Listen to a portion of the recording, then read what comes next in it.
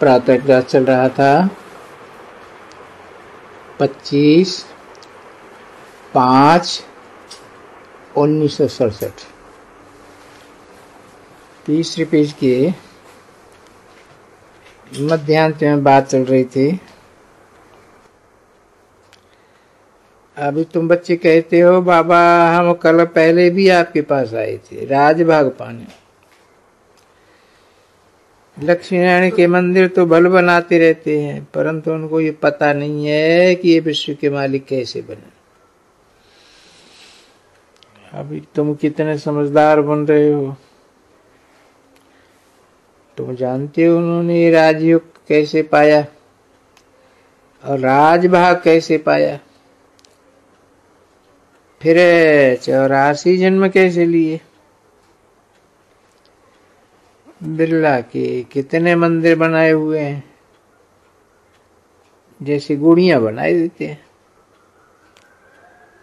वो छोटी छोटी ये है, बड़ी गुड़ियां बनाते हैं। चित्र बनाकर पूजा आदि करना, उनके ऑक्यूपेशन को नहीं जानना, तो गुड़ियों की पूजा हुई ना। अभी तुम जानते हो बाप ने हमको कितना साहूकार बनाया था, अब कितने कंगाल बन गए हैं। जो पूज्य थे सो पुजारी बन गए। भक्त लोग फिर भगवान के लिए कह देते हैं कि आप ही पूज्य, आप ही पुजारी, आप ही सुख देते हो, आप ही दुख देते हो, सब कुछ आप ही करते हो। बस इसी बात में मस्त हो जाते हैं। कहते हैं आत्मा निर्लेप है, कुछ भी खाओ पियो मौज करो, शरीर को लेप छेप लगता है। वो गंगा स्नान से शुद्ध हो जाएगा। जो चाहिए सो खाओ। क्या क्या फैशन है, बस जिसने जो रिवाज डाला वो ही चल उठता है। आगे मनुष्यों को आदमखोर कहते थे। मनुष्यों की भी देवी पर बलि चढ़ाते थे। अब मनुष्यों की मति तो देखो कैसी हो गई है। अब बाप बैठ करके समझाते हैं कि वैश्यालय से चलो शिवालय में। सतयुग को क्षीर सागर कहा जाता है, ये है विषय सागर। तुम जानते हो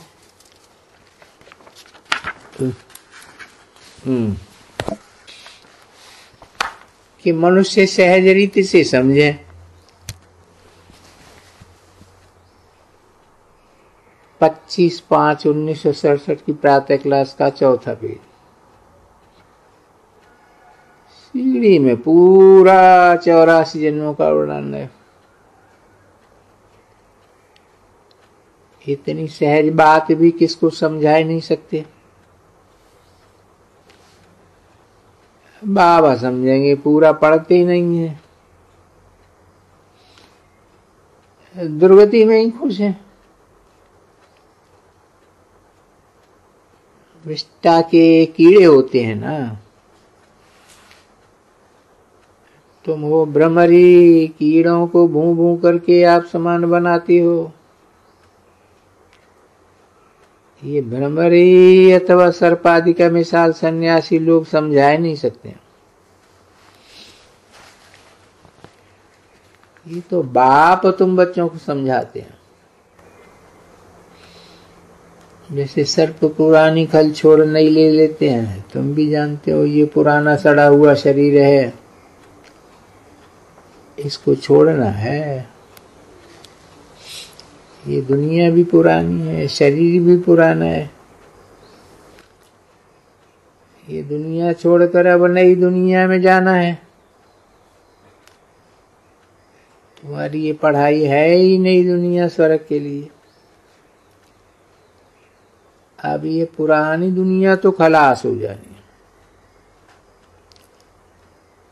सागर की एक ही लहर से सारा डामाडोल हो जाएगा। पानी में मुख पड़ गया तो लो ये मरा, विनाश हो नहीं है। नेचुरल कैलेमिटीज तो किसको भी छोड़ती नहीं है। आगे चल करके विनाश का साक्षात्कार करेंगे। भविष्य में हम क्या जा करके बनेंगे वो भी देखेंगे। परीक्षा में ना पास होते हैं तो फिर बहुत पछताते हैं। फिर भी समझेंगे कि बाबा ने हमको कितना समझाया कि पढ़ो, समय वेस्ट नहीं करो। ये सारा मोस्ट वैल्यूएबल समय है। बाप तो बहुत सहज समझाते हैं, मुझे याद करो तो पाप नष्ट हो जाएंगे, अगर हेल्दी बन जाएंगे। शांति धाम में जा करके फिर सुख धाम में आ जाएंगे। आत्मा को साक्षात्कार हुआ है 84 जन्मों का। बाबा की शंख ध्वनि से तुम भी शंख ध्वनि करती हो, तुम ही सुदर्शन चक्रधारी बनते हो। परंतु अलंकार तुमको शोभेंगे नहीं, इसलिए विष्णु को दे देते हैं। जो अच्छी रीति पढ़ेंगे वो ऊंच पद पावेंगे। ये लक्ष्मी नारायण एम ऑब्जेक्ट है, बाकी विष्णु है कुछ थोड़े ही। बाप बैठ समझाते हैं भक्ति मार्ग में सब बन रहा है टीएस राम के चित्र। उनकी बायोग्राफी को नहीं जानते हैं। लक्ष्मी नारायण का चित्र बरोबर राइट है। उनका राज्य था, चतुर्भुज का राज्य तो नहीं कहेंगे। कथा भी सत्यनारायण की कहते हैं। तुम भी ये भी सच्ची सच्ची कथा सुन रहे हो। ये एक ही कथा है नर से नारायण बनने की। वो झूठी कथाएं तो जन्म जन्मांतर सुनते और गिरते ही आए। तुम जानते हो विनाश होना ही है। इसलिए फिर भक्ति मार्ग में दशहरा बनाते हैं। अभी तुम संगम पर हो, स्वर्ग की राजाई भी देखते हो, विनाश भी देखते हो। बच्चों को राजाई मिलती है बाप द्वारा। उनका जब राज्य था तो और कोई राज्य नहीं था, कोई धर्म नहीं था। इन लक्ष्मी नारायण का भारत में राज्य था। आदि सनातन देवी देवता धर्म के बदले हिंदू धर्म कह देते हैं। बाप कहते हैं कितने इडियट बन गए। अभी मैं इनमें प्रवेश करके तुमको सिखा रहा हूं।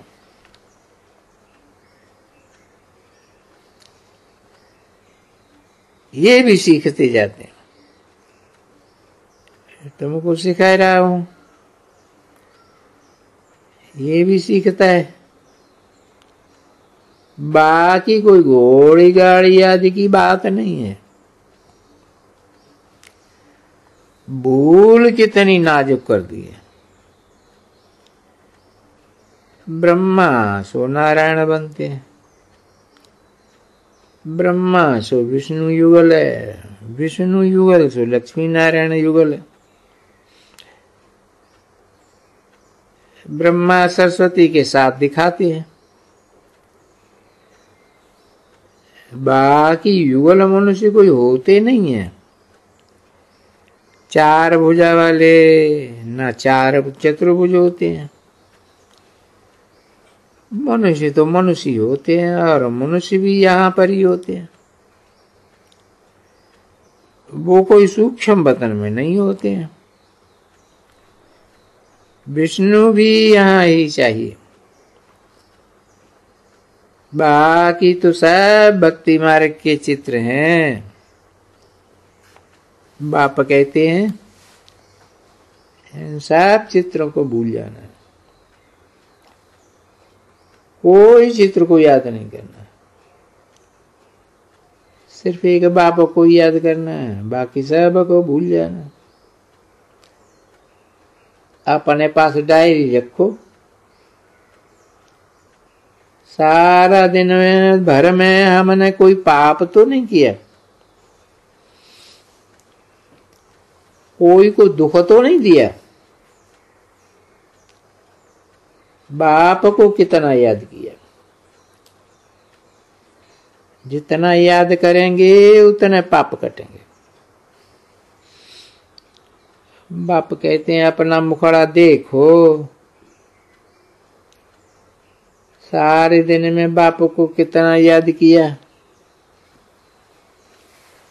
और कितने अंधों की आठी बने।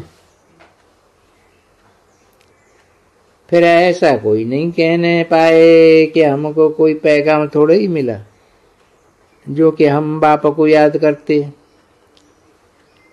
तुम बच्चों को तो सबको पैगाम देना। बाप कहते हैं मौत सामने खड़ा है, नेचुरल कैलेमिटीज में भी कितना नुकसान होता है।